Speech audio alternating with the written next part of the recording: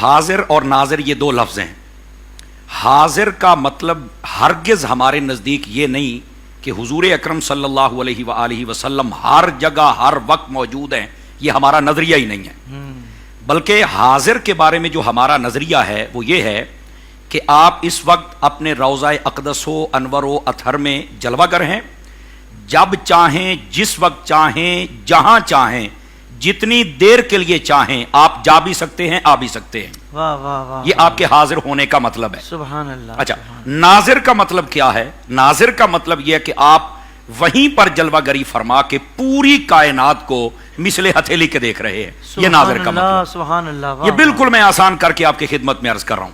ناظر کا مطلب ہر چیز کو ملاحظہ فرما رہے ہیں اللہ کی عطا سے. اور حاضر کا مطلب یہ نہیں کہ اس وقت بھی یہاں موجود ہیں. سمجھ آ رہی؟ وہاں بھی، وہاں پوری دنیا میں نہیں. یہ نہیں، اس کا یہ مطلب نہیں ہے.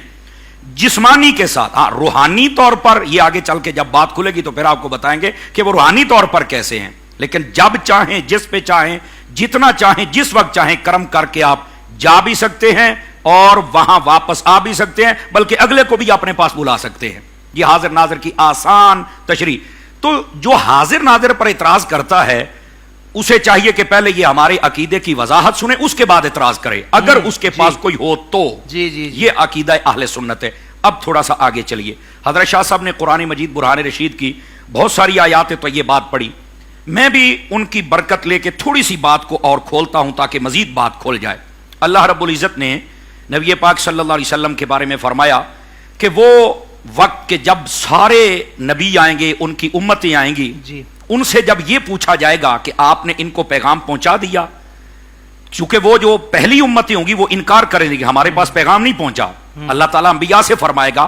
حالانکہ مفسرین کرام نے لکھا ہے میرا رب ہر چیز کا علم جاننے والا ہے، پھر بھی اللہ فرمائے گا کیا تم نے پیغام نہیں پہنچایا؟ باری تعالیٰ ہم نے پہنچایا ہے. وہ تو نہیں مانتے، کوئی گواہ لے کے آؤ، تو وہ پھر حضور اکرم صلی اللہ علیہ وسلم کو گواہ لے کے آئیں گے. سبحان اللہ. یہاں تک شاہ صاحب نے بات بڑی کمال کی کھولی کہ جب جانتے ہیں تو تبھی گواہ ہے نا. بہت اچھا. لیکن یہاں مفسرین نے ایک اور بڑی بہترین بات کی طرف توجہ دلائی اور وہ یہ ہے، فرماتے ہیں کہ دیکھو جو اپنے نبیوں کا انکار کر بیٹھے، جن کو آنکھوں سے دیکھا تھا پیغام لے کے آئے تھے، ان کو چاہیے تھا نا کہ پھر حضور کا بھی انکار کر دیتے کہ یا اللہ یہ تو ہمارے پاس آئے ہی نہیں. یہ بات اگلی ہے نا یار، یہ تو ہمارے پاس آئے نہیں، تو ان کا بھی انکار کر دیتے. فرمایا وہ نہیں کر پائیں گے. کیوں؟ کہ ان کو یہ پتا ہے کہ ان کا انکار ہم کیسے کریں، یہی تو حاضر ناظر تھے، یہی تو ہر کو دیکھنے والے تھے. اب بات سمجھ آئی ہے؟